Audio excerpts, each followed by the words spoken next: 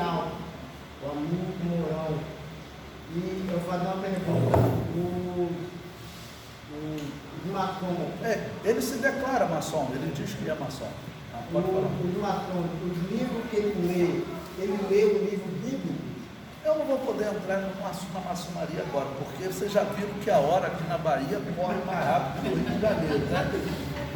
Nós falamos nisso aí, nós vamos manter contato, nós vamos poder até fazer videoconferência, se vocês tiverem dúvida no Pentateuco e outra coisa, nós vamos poder fazer videoconferência. Em breve vai ter uma internet boa aqui, aí vocês vão ter um monitor, alguma coisa, eu posso até ligando, a gente faz uma videoconferência, eu vou aparecer ali conversando com vocês perguntarem, tirar dúvida, e eu aproveito para falar com vocês, toda quarta-feira, quem não tiver compromisso, né? Toda quarta-feira eu dou aula de Apocalipse, versículo por versículo.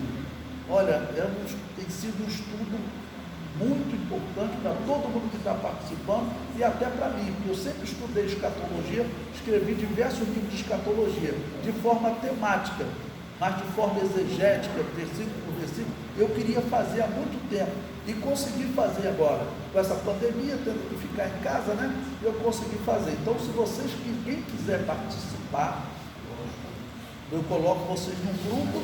Se você não puder assistir na hora, eu publico sempre um link para vocês assistirem depois, como eu vou fazer com essas aulas que nós fizemos e com essa aula de hoje também. Eu já publiquei muitas aulas lá no grupo, tá ok?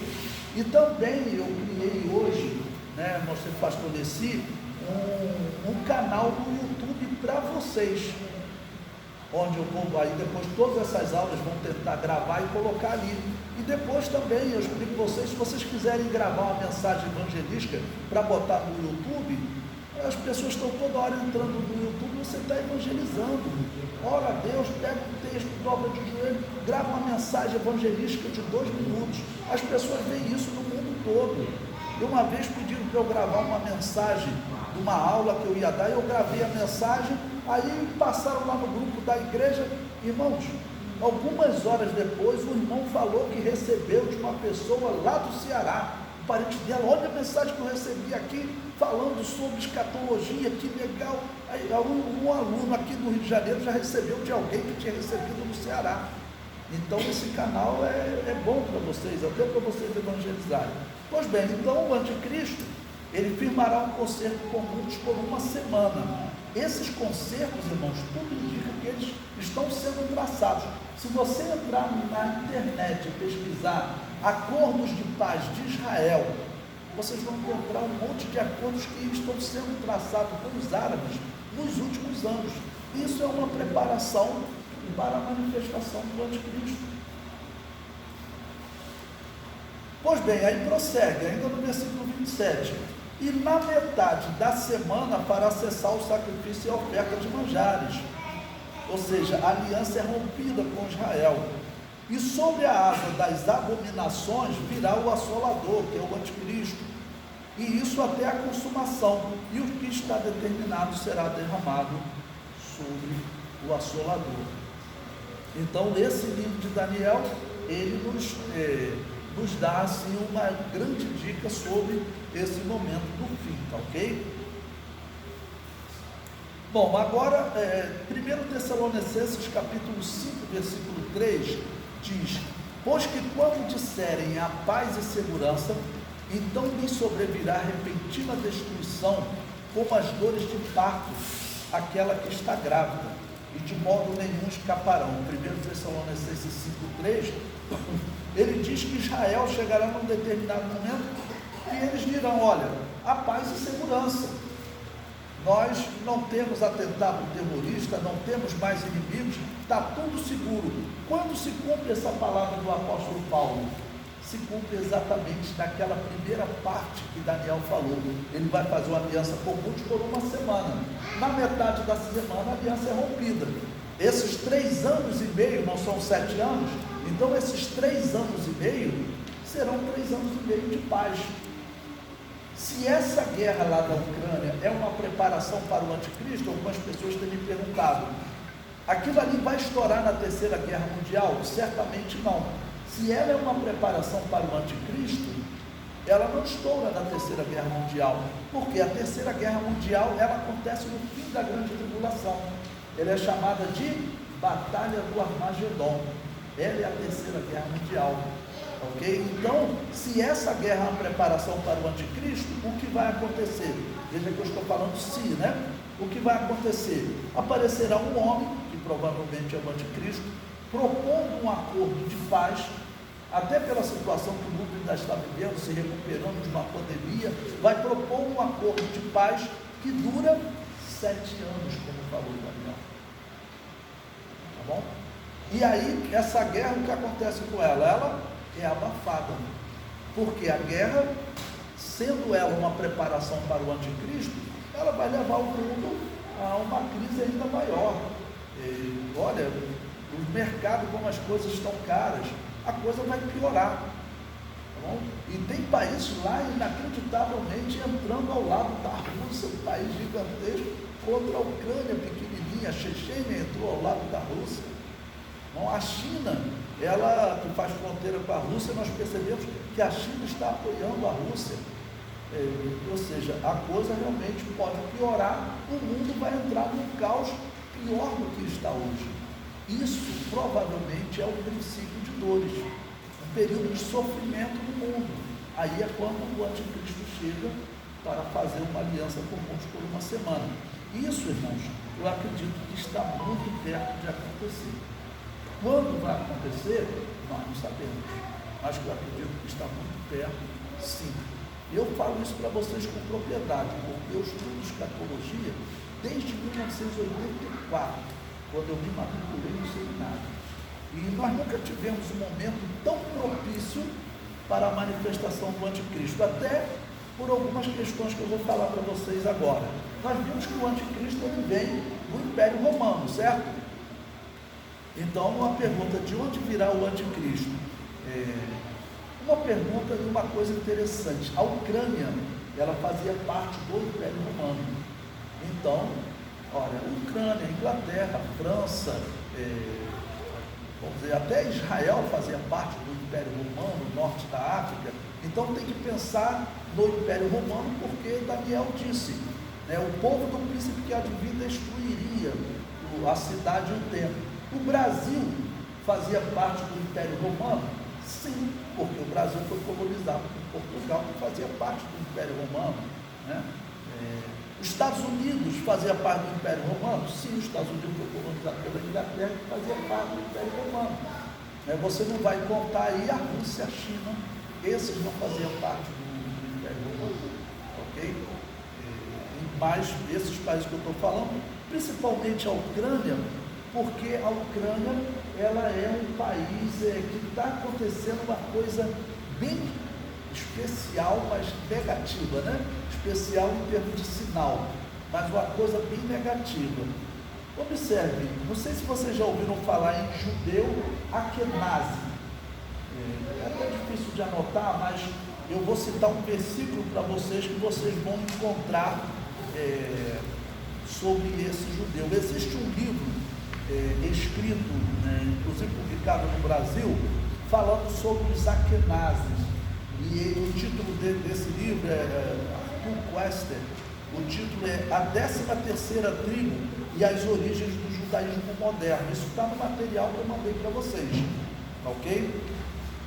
Bem, quem são esses Ashkenazes? Primeiramente, importante, eles habitam em especial na Rússia. É um grupo que se diz judeu, mas na verdade não são. Eles se apresentam como sendo judeus e tem alguns deles que se dizem inclusive descendentes de Davi, dizendo nós temos direito ao trono de Davi, mas eles na verdade não são. Inclusive esse historiador Ashkenazi, nesse livro, ele defende exatamente isso. Ele diz, olha, nós não somos descendentes dos judeus, nós não somos nem semitas. Lembrando que Judá, Abraão, todos descendiam de Sem e eram chamados semitas. Ele diz, nós não somos semitas. E nisso ele concorda, a história concordou com a Bíblia. Por quê? Abram a sua Bíblia em Gênesis capítulo 10, versículo 2 e 3. Veja como a Bíblia é um documento importante para a história das nações, né? Depois do dilúvio, a Bíblia ela apresenta uma lista do surgimento das nações a partir de cada filho de Noé, ok? No capítulo 10, versículo 2 e 3, vai apresentar os filhos de Jafé. Abriram aí? Gênesis capítulo 10, versículo 2 e 3, eu vou ler para vocês. Diz assim, ó: e os filhos de Jafé são Gomer, e Magog, e Madai, e Javã, e Tubal, e Meseque, e Tiras. E os filhos de Gomer são Askenaz. Parei aí. Então Gomer é o primogênito de Jafé. Jafé, irmãos, era o irmão de Sem. Lembre-se que Noé teve 3 filhos. Quais são? Sem, Cã e Jafé. Tá bom? Ou seja, se Askenaz é o filho de Jafé, ele não pode ser semita, ele não pode ser judeu. E o importante é que tem um grupo de Askenaz, que exatamente eu vou apresentar isso para vocês agora. Eles se dizem judeus, mas não são. Inclusive tem alguns que dizem que eles têm direito ao trono de Davi. E pior, irmãos, se você pesquisar na internet, um Askenaz chegou recentemente, no ano passado, ao governo de Israel. Ou seja, um homem que se diz judeu, mas na verdade não é. Mas o Estado de Israel, o que eles fazem? Eles cometem o erro de reconhecer eles como judeus. Mas a história, os próprios Askenazes, esse livro, que ele está naquele documento que eu coloquei para vocês, se vocês quiserem comprar o livro, né?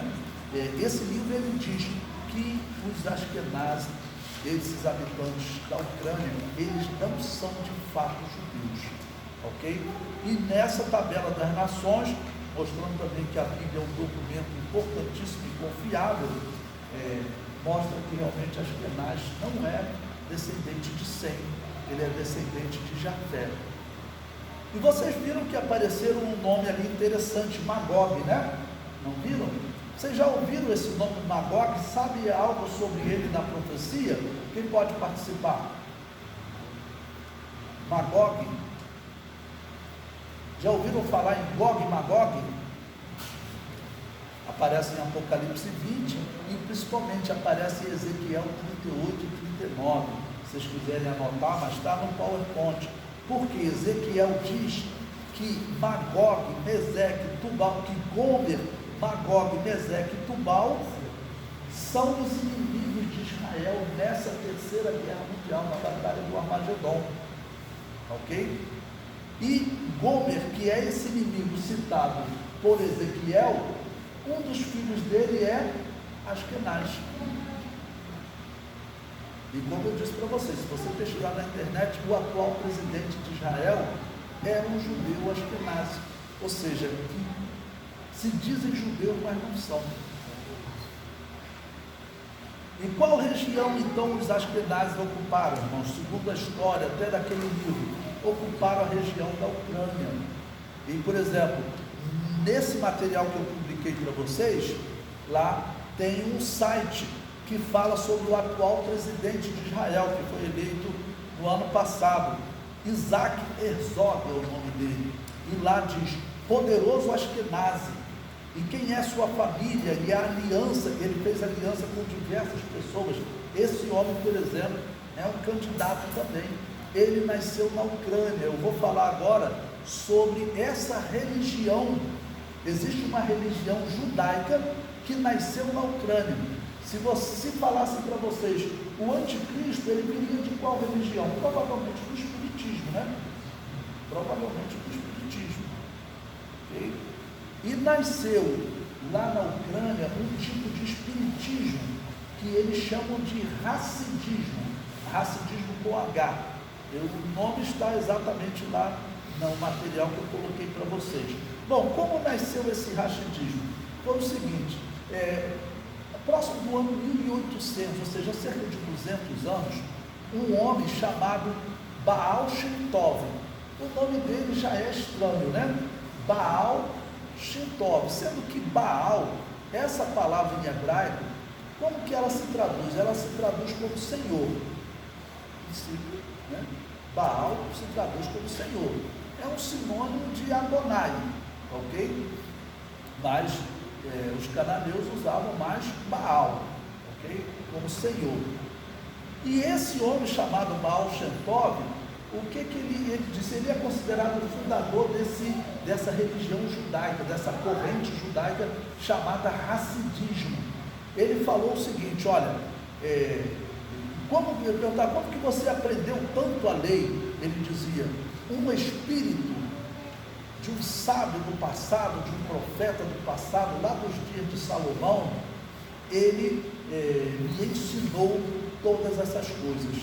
Deus abriu uma exceção e trouxe o espírito do passado para me ensinar. Irmãos, lembra-se do que eu falei com vocês ontem, quando eu falei sobre a morte de Moisés, né? Falei, nós cristãos, nós pregamos que os mortos não voltam a este mundo em situação nenhuma. Por isso é que eu prego que Moisés ressuscitou. Se Moisés não ressuscitou, aí eu tenho que dizer que Deus abre exceção. E se eu disser que Deus abre exceção, os espíritas vão falar: é isso que eu queria ouvir de você. Então, esse homem, ele não foi o primeiro, teve outros, né? Teve um outro também há 1800 anos que ele dizia que o espírito de Elias ensinava ele. Então, esse hassidismo é um espiritismo judaico. Mas será que eu sou o único que vejo isso? Não. Nesse material também eu mostro para vocês, no caso, uma brasileira, que ela escreveu um livro exatamente intitulado Espiritismo Judaico, que ela fala desse hassidismo, e ela fala como a reencarnação é comum hoje entre os judeus. Ou seja, existe uma religião, irmãos, que ela é exatamente o que o anticristo vai fazer, ele ser um espírita. E essa religião está sendo reconhecida pelos israelitas. Vocês já viram aqueles israelitas todos de preto, né, que são chamados normalmente de judeus ortodoxos? Eles são hassidistas, ou seja, são judeus espíritas. Se você entrar no YouTube, né, você vai ouvir muitas pessoas falando sobre a vinda do anticristo, ou eles falam sobre a vinda do Messias, mas principalmente os hassidistas. Por quê? Porque Baal Shem Tov, esse homem que eles traduzem como Senhor do Bom Nome, você poderia traduzir, na verdade seria Baal, seria Senhor, nome que é Shem Tov, Baal, nome grande, ou Senhor, nome grande, mas não Senhor do grande nome, né? Então Baal Shem Tov significa isso. Esse homem, ele se dizia descendente de Davi, ele dizia que ele tem direito ao trono de Davi, e os seguidores dele são os homens que estão tentando assentar-se no trono de Davi, estão fazendo esse grande movimento dizendo que o Messias está chegando. Ou seja,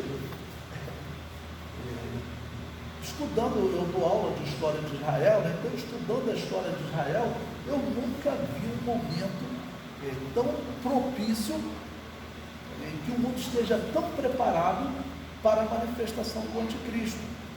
Sem contar, como eu disse para vocês, que Israel hoje está muito perto de construir um templo. E segundo a profecia, o templo ele tem que estar construído quando a igreja for arrebatada, ou tem que ser construído logo no início da grande tribulação. Por quê? Anote, Apocalipse capítulo 11, até abra lá para a gente ler. Apocalipse capítulo 11, quando as duas testemunhas começam a profetizar, que é no começo da grande tribulação, o que acontece? O templo já está construído. Apocalipse 11. E foi-me dada uma cana, versículo 1, foi-me dada uma cana semelhante a uma vara, e chegou o anjo e disse: levanta-te e mede o templo de Deus e o altar e os que nele adoram. Ou seja, quando as duas testemunhas começam a pregar, o templo já está construído. Então, aqui, por exemplo, nós temos até uma questão que eu não tenho como responder a vocês.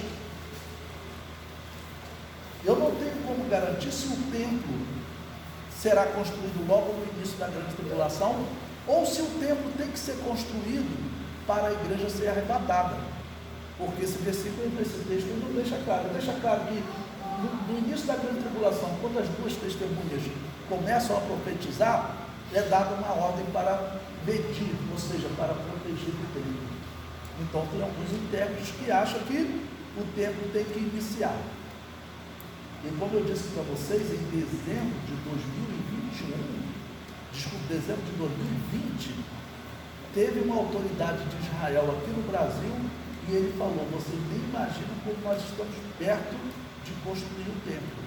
Vocês sabem que hoje, para construir um edifício, o mais provável é o seguinte, que eles estejam já com tudo preparado e pode-se construir um edifício em dias, pré-moldados, como eles fazem hoje. Nós já sabemos que eles estão com as peças preparadas, eles só não possuem a arca. Então isso pode acontecer a qualquer momento. Então é algo que eu procuro sempre acompanhar nos noticiários, porque essa profecia pode se cumprir a qualquer momento. Sim. Nós não conseguimos construir o templo de Jerusalém. Nós foi construído em São Paulo. Aquele templo ali é herético. Aquele templo ali é herético, né? Aquele templo ali é herético. E, inclusive, aquele templo ali, ele é tão herético, né? Se ele consultasse alguém que conhece, porque era para ser construído, se for construído um templo, parecido com os critérios do templo de Salomão ou de Zorobabel, porque o que Herodes fez? O templo do Novo Testamento, ele sofreu alterações de Herodes, e o templo lá do Macedo seguiu exatamente essas alterações. Naquele templo ali não tem importância, apesar que teve um rabino que falou: ó, o Brasil vai receber uma maldição por construir esse templo. Não sei, né? Tá bom? Bom, então esse Baal Shem Tov, onde que vivia esse homem? Na Ucrânia. Esse espiritismo judaico nascia onde? Na Ucrânia. Vocês têm acompanhado alguma coisa sobre o presidente, o atual presidente da Ucrânia? Ele se declarou judeu.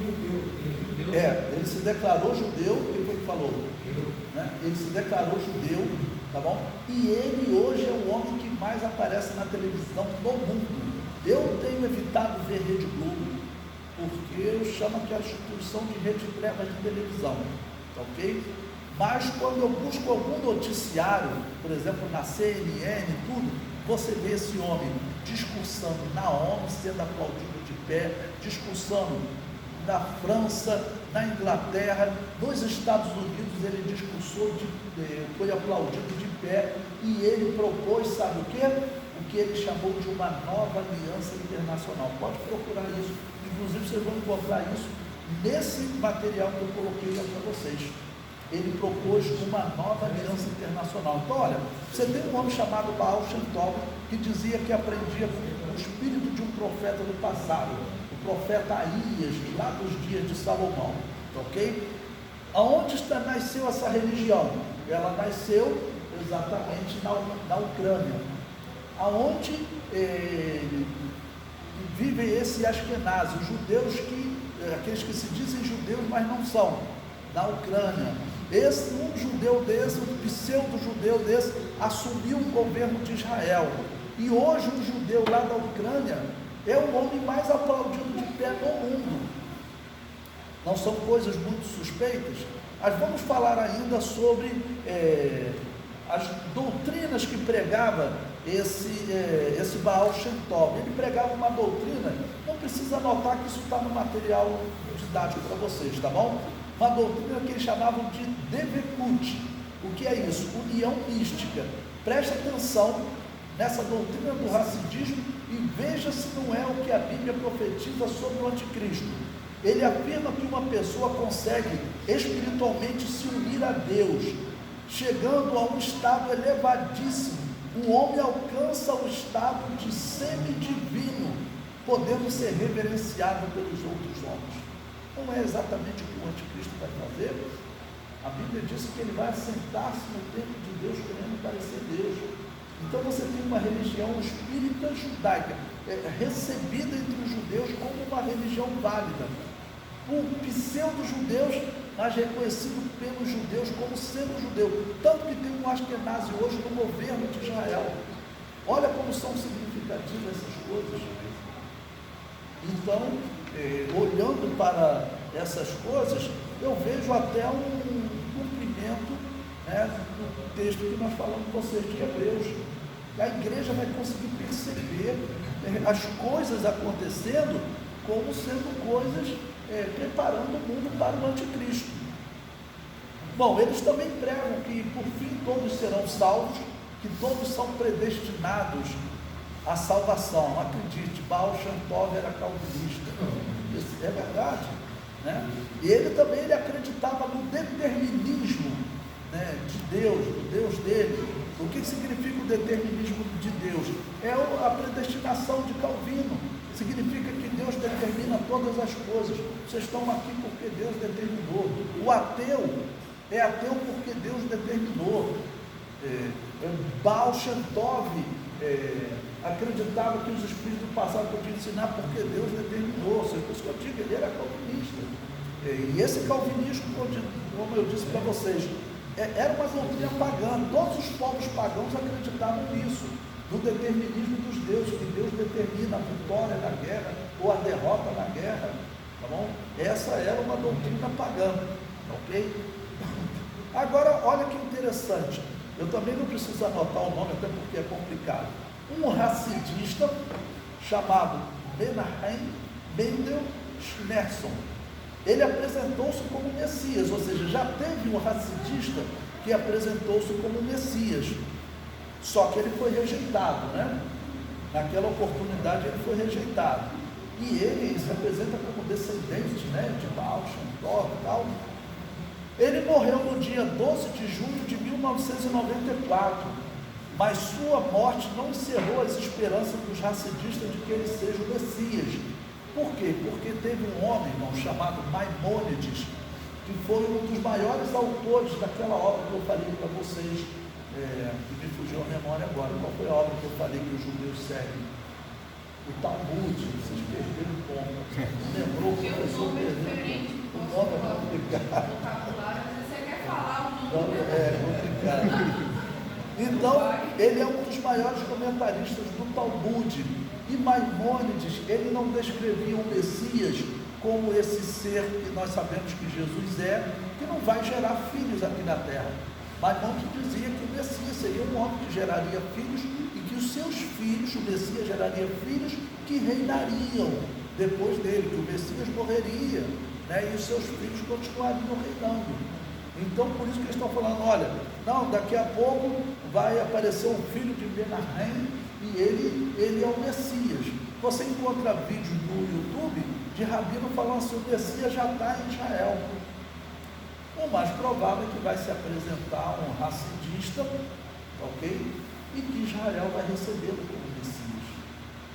E os judeus, existem muitos israelitas no mundo que eles reconhecem como descendentes de Davi. Entre eles, um brasileiro, chamado Abravanel, ou Silvio Santos. O Silvio Santos, ele é descendente de uma família de judeus conhecidos, isso é verdade mesmo, a história judaica mostra isso, que ele é bisneto, tataraneto, alguma coisa, ele tatara de um homem que viveu em 1492, quando o rei da Espanha acabou por expulsar os judeus da Espanha, e ele era uma pessoa importantíssima, porque era ele que tinha ajeitado as finanças judaicas. Dom Isaac Abravanel, o nome dele.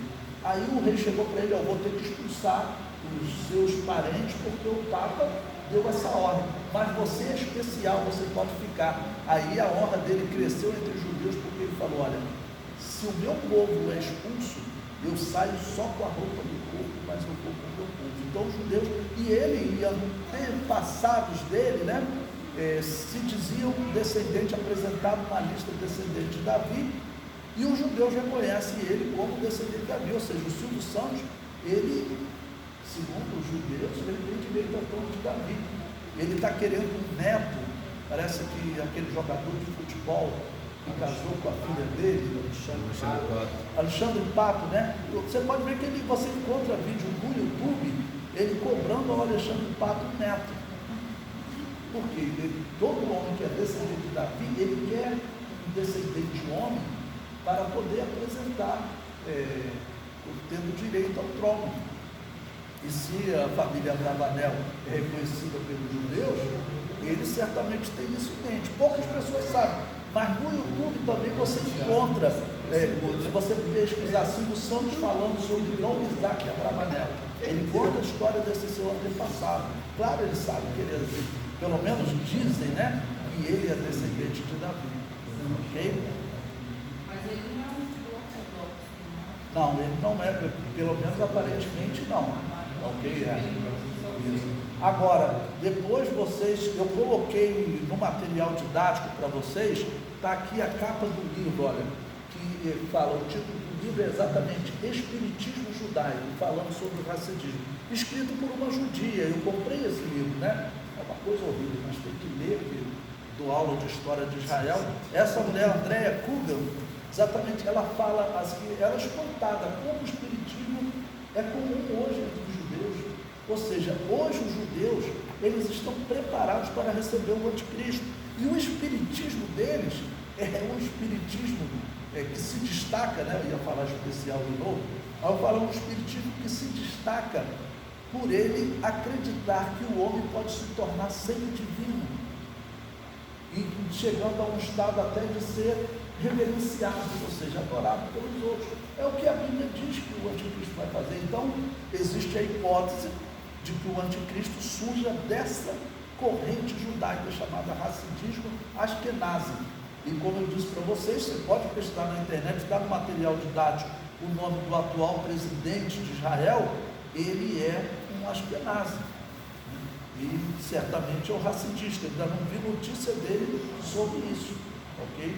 Mas nesse livro, eu até cito no material didático, uma parte do livro, nesse livro exatamente fala desses temas.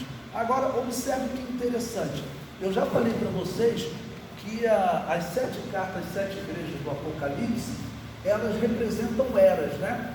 Elas representam eras. A primeira carta, a carta de Éfeso, ela representa a igreja primitiva. Isso é comum nos livros de escatologia, se você pesquisar.